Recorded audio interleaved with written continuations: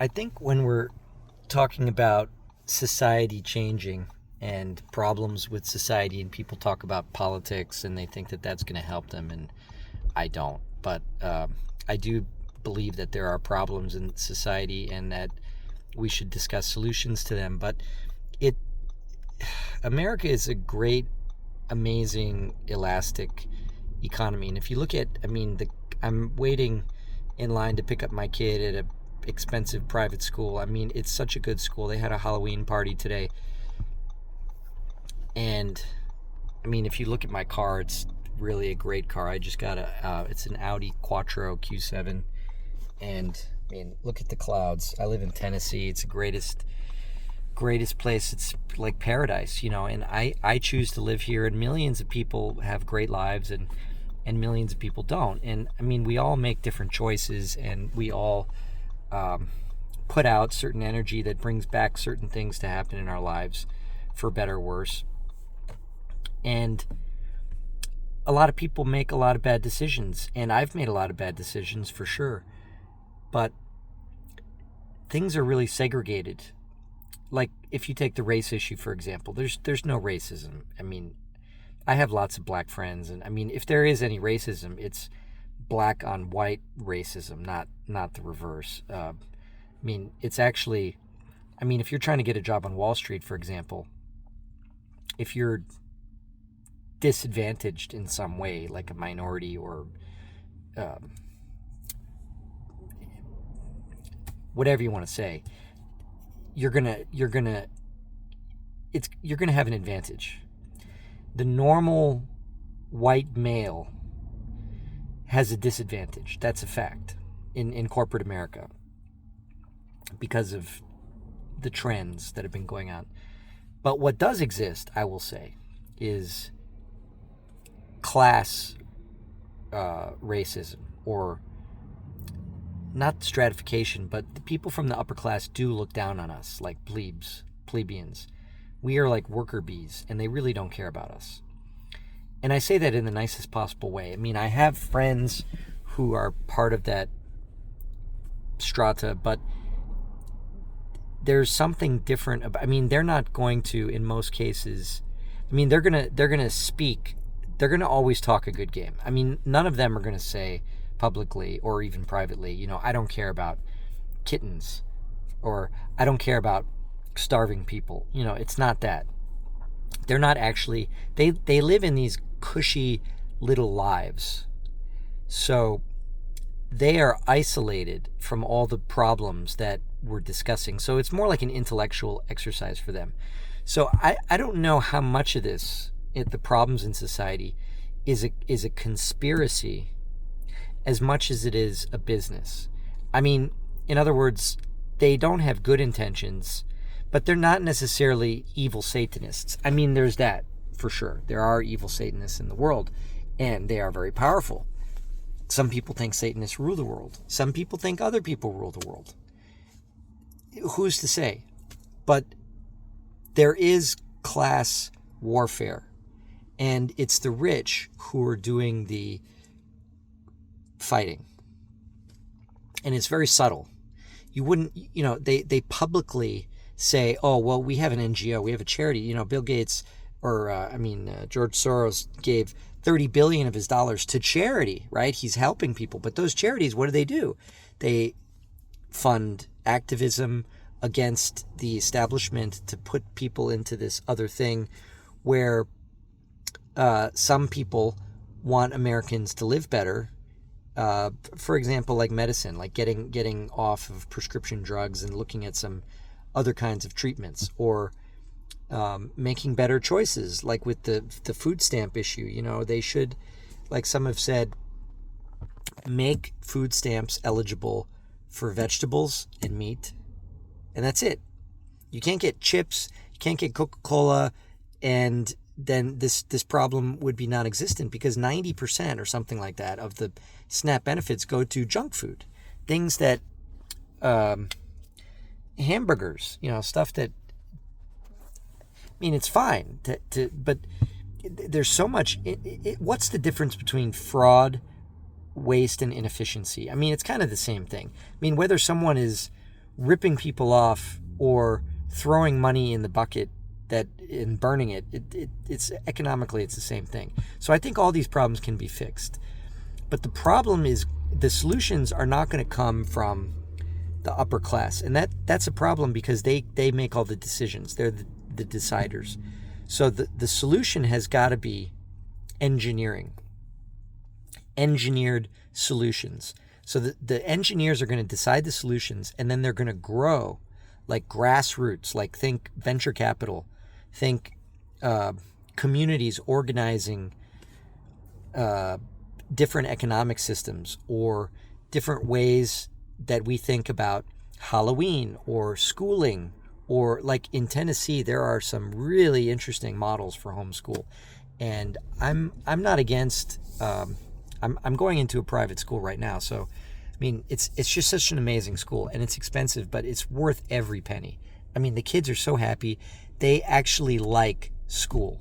I mean, they're tortured in a little bit in a sense, that kids don't like being in school, but they're so challenged in a fun way. Like they have these apps and they're like games, and they have to learn to get through the different things. And today they had a Halloween dress up party, which was all like good stuff, none of the evil, violent stuff, kind of pre-pumping their brains for that teenage growth where you can kind of go in either direction. And so I'm so grateful to this school. It's such a good school. And there's good life is here. So it's like, what are we complaining about? Well, there's these little siloed areas. And my point simply is that we have to engineer a society which is balanced. And by balanced, I don't mean communism. That's not a solution too. What we need is capitalism that works for everyone. Like one idea I have, instead of the nonprofit, which is good, I'm not against the NGO model if it's a clean NGO, but a clean nonprofit, which I have a private foundation. But what we need to have is low profit.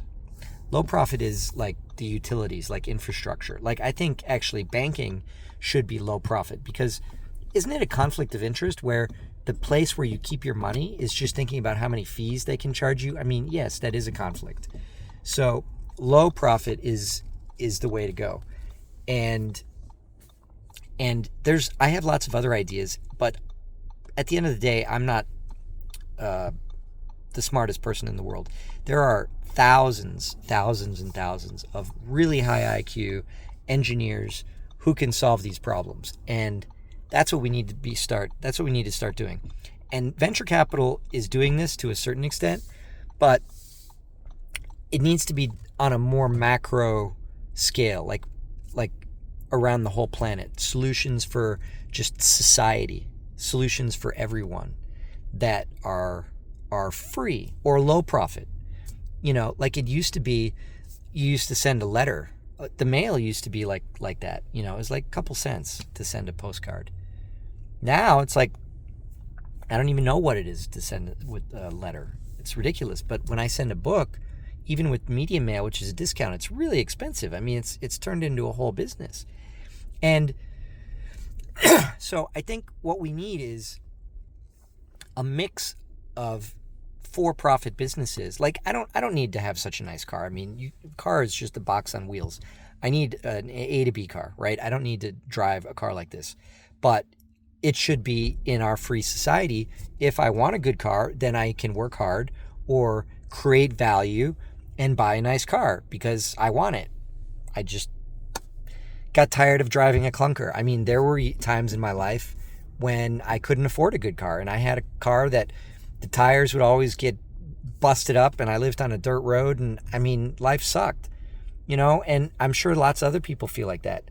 I didn't want to get a Bentley. I just wanted a new Audi that works. It's nice, it's clean, it doesn't have like, the last 3 cars I bought were used, which is really the smart thing to do.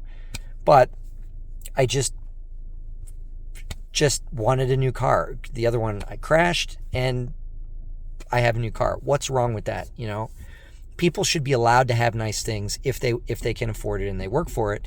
But at the same time, simple things like electricity, food, housing should be either not necessarily free, but it should be so cheap that it's not like a concern, and that's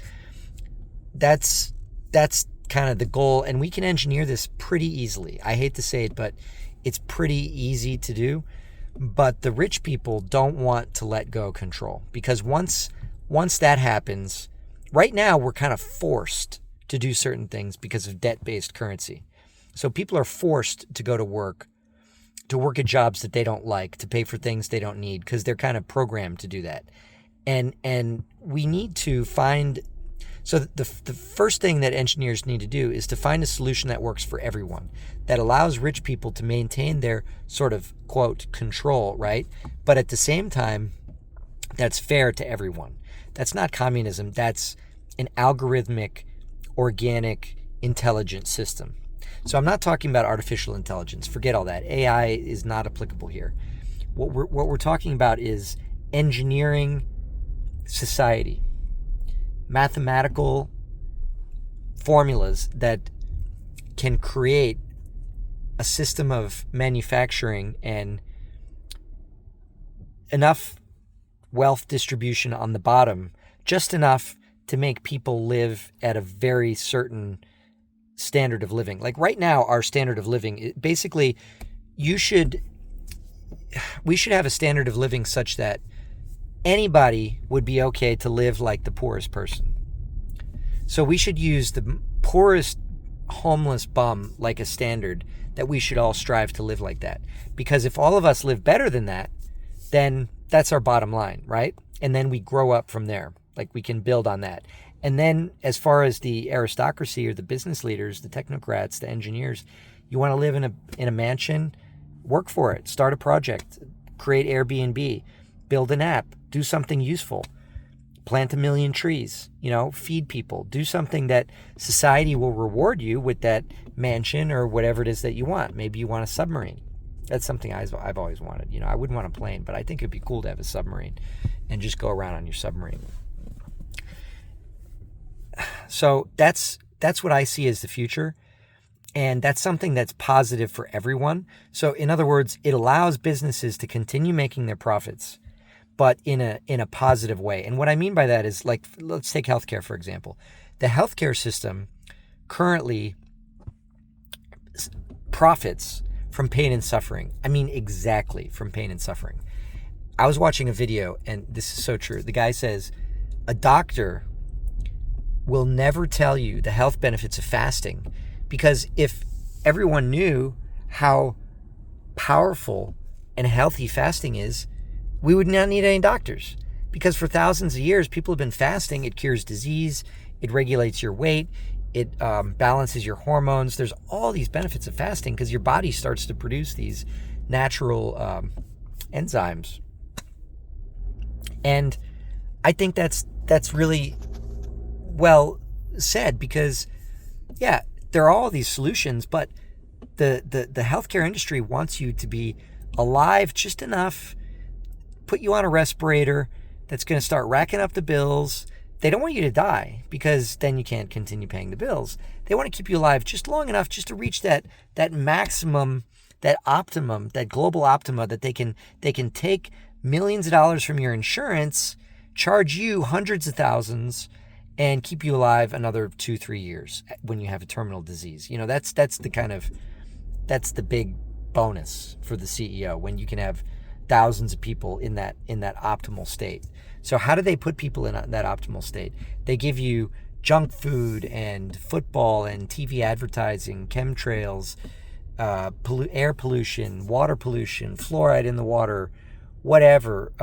They don't want to kill you. They just want to make you kind of drugged up and zombie-like enough to punch the clock and build cogs in the factory. And then what's your retirement?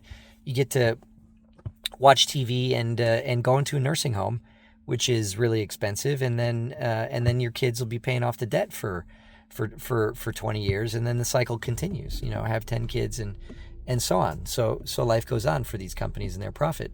Whereas you have another solution, doesn't take the doctors any time to recommend fasting.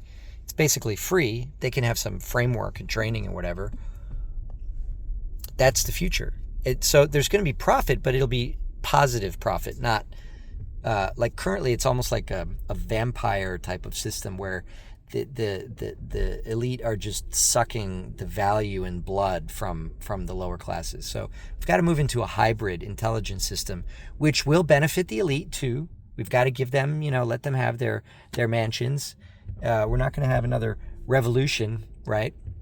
So I think that's a solution, is a win-win capitalism where everyone wins, and we can do it. We have the resources, we have the engineering, we have the raw materials, we have everything.